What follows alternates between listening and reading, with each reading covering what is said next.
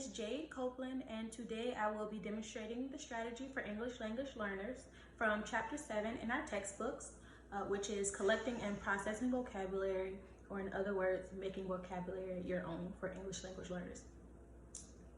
Good morning, class. So today we are going to be working on unfamiliar words. Now, unfamiliar words, or we could also say tricky words, are words that we may not know, or when we're reading in a story and we get to that word, we can't figure it out by reading on and maybe coming back. So we like to call those unfamiliar words or tricky words. And then what we've been doing for this week as a review, when we go through read aloud, and when I'm reading the book during read aloud, we use our T-chart here, remember our T-chart, to list those words, and then how we may use it, or if you hear someone use it around the classroom like Miss Copeland, or if you hear one of your friends use that unfamiliar word in a sentence, because that, remember, is your strategy for this week. Now, as a review, we already listed some of those unfamiliar words that we've heard in our text, in our read aloud book. We remember those unfamiliar words, so we listed those here. And then over here, again on this side, we put how we use it. So as a review, our first word we found this week was tiptoe. Tiptoe.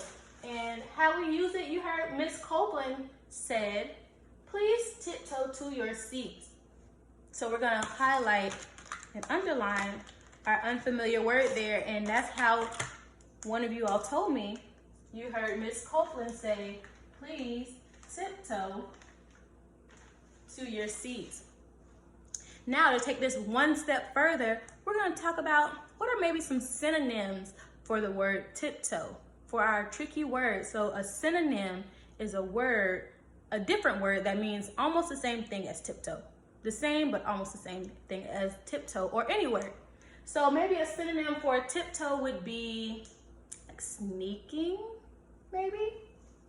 We'll put sneaking over here in pink.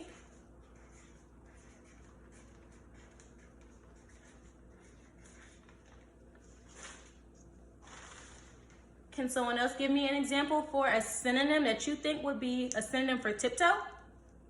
Raise your hand. Oh, okay, well, we can't use running because running is more like this, and tiptoe, we're tiptoeing. Tiptoeing, very quietly, tiptoeing. Can anyone else? Walking's kind of close, but walking's more, you're just walking normally. Tiptoeing is more like a sneaking, like you're tiptoeing around trying to be quiet.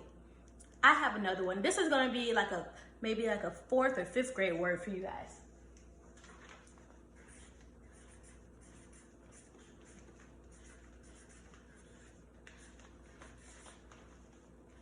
I'm gonna put a little star next to it because that is a big word for us.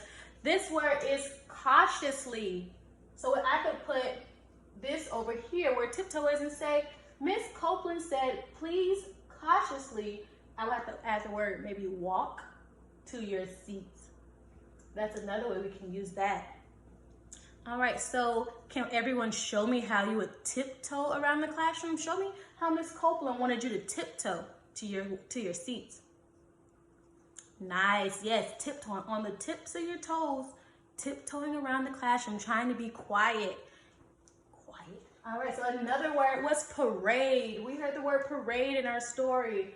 And Devin said he heard someone say, we look like a parade when we walk in a line. So I'm gonna underline the word parade here, because that's our unfamiliar word.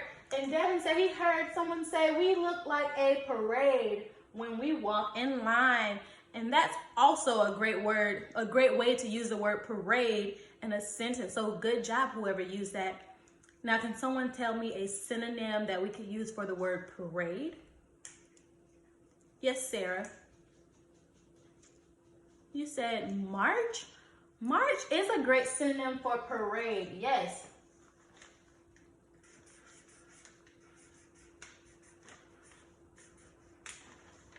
So if we use the word march for a synonym, that's us using the word, looking at the word parade as a verb. Yes.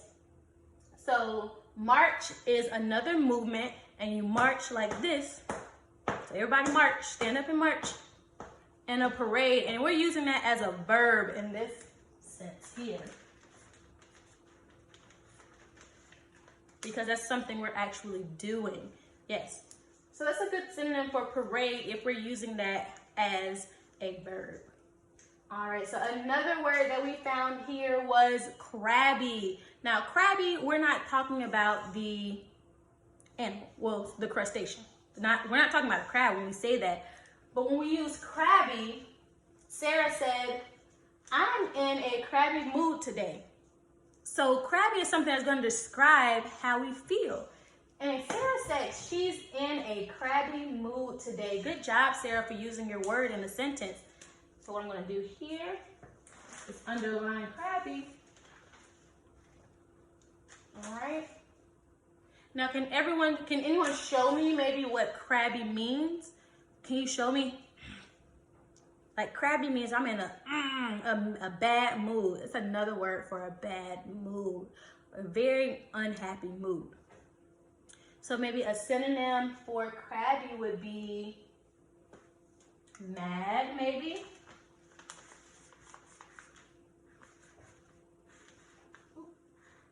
Ms. Copeland made a mistake. Or we can put bad, in a bad mood.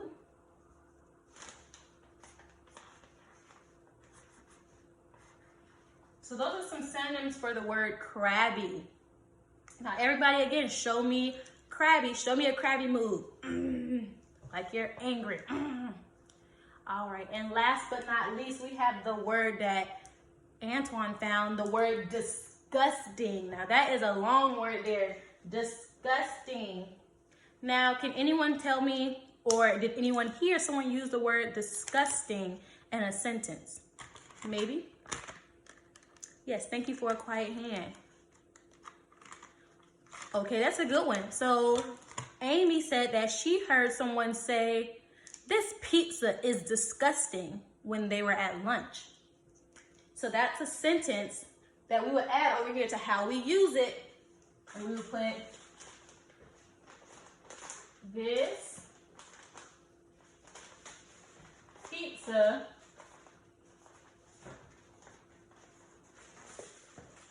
is disgusting.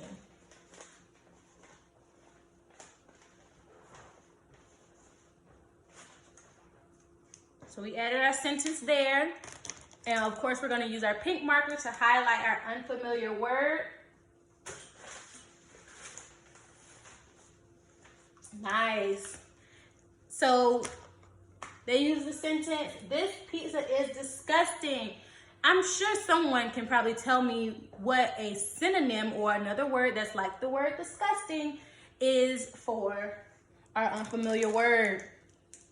Nice. You should have raised your hand, but nasty. Nasty is a great synonym. I also heard someone say awful. Nice. You all are really getting the hang of this. So show me a disgusting face. Show me that something is disgusting. Well, how would you look? Like that? Or you can put, show me your disgusting face when you eat something nice. Good job. So yes, remember when we find unfamiliar words, we use our T-chart for our word. We put that on this side. For how we use it, we put it on this side. Good job, guys. So we'll review this again tomorrow. So remember, keep a lookout for those unfamiliar words.